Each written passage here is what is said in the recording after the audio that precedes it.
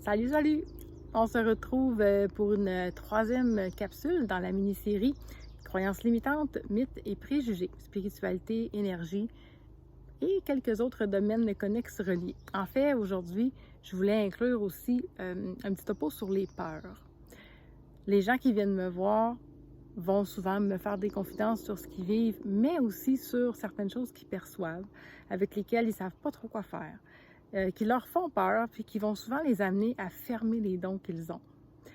Sans nécessairement être conscients que ce sont des dons, ce sont des facultés, des perceptions qu'elles ont, puis ils ne sont pas à l'aise avec ça, ils ne savent pas quoi faire, et ils préfèrent que ça s'arrête plutôt que de risquer que ça devienne quelque chose d'envahissant qu'ils ne peuvent pas contrôler. Je peux comprendre la peur. Je peux comprendre que quand on n'a pas d'outils ou quand on est seul avec ça, notre envie, ça peut être que ça s'arrête. Ce que j'ai à vous dire là-dessus, c'est que je ne détiens pas toute la vérité. Mais pour moi, ça a toujours été clair qu'il y avait une possibilité de mettre des limites. Dans la façon de le faire, je vais vraiment suggérer d'aller dans quelque chose de positif. Je vais dire on est ferme, mais on reste poli, on reste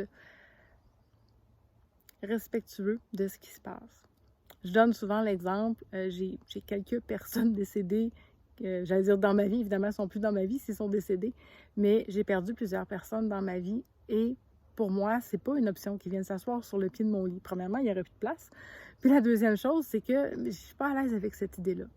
Ça a été émis dans mes intentions que si ces gens-là avaient des messages pour moi, ils pouvaient m'envoyer des images. J'ai mon papa qui m'envoie de la monnaie. Ils viennent dans mes rêves. Ça va. Ça, c'est OK avec moi. Ils le savent. Je veux pas de surprise au milieu de la nuit. Je veux pas de choses qui bougent dans ma maison. C'est une façon d'ouvrir la porte, un peu comme quand on laisse entrer quelqu'un chez nous, un visiteur. Il peut venir s'asseoir dans le salon, mais j'ai pas envie qu'il fouille dans mon frigo. J'ai pas envie qu'il aille dans ma chambre à coucher. C'est la même chose avec ces énergies-là.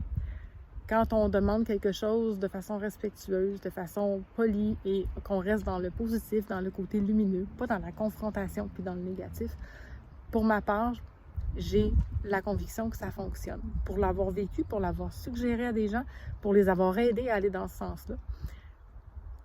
Je ne vois pas ces dons-là comme un fardeau, mais bien comme des possibilités. Après ça, ce qu'on en fait, comme je vous l'ai déjà dit un peu, c'est ce qu'on choisit de donner comme place, c'est ce qu'on choisit de développer.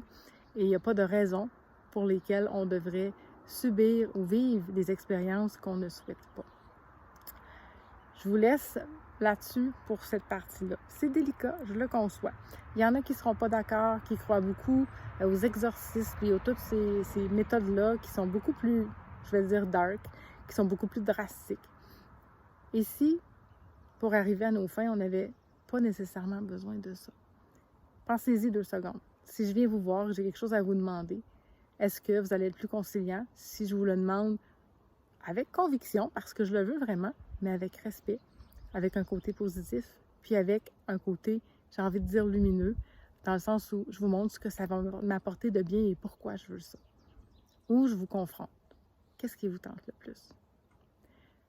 Pensez-y, commentez, likez, venez me voir, on s'en reparle dans une prochaine capsule, on change de sujet un petit peu, mais je vais y revenir, je sais que c'est un gros sujet et que ça va faire réagir, mais ça va, on est rendu là. Moi, je pense qu'on est rendu là. Bye, à plus!